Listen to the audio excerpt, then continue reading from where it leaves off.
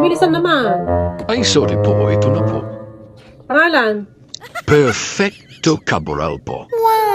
Ilang taon? 36 po. Saan ang punta? Korea po, Korea. Korea din. Korea na naman. Lagi na lang Korea. Ang gagawin doon? Tatrabaho ka? Trabaho po, ma'am. May ano ka?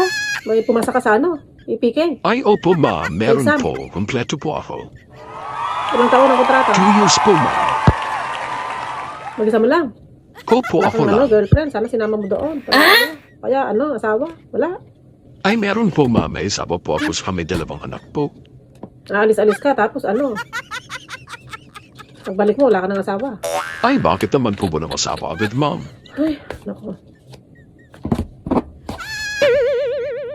Siguraduhin mo ano, ha?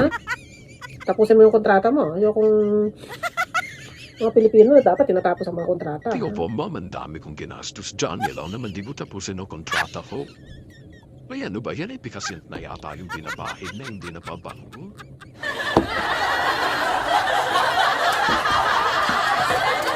Pagkatapos mo ng 2 years, bumalik ka, ha? Ay, renewable po yan, ma'am. Walang renew-renew. Magre-renew doon. Ay, nako, Diyos me. Mag-renew ka pa doon ng another contract. Pagbalik mo, wala ka ng asawa. Ay, bakit naman napunta sa asawa ko naman ito? Hmm? Ay, salamat po.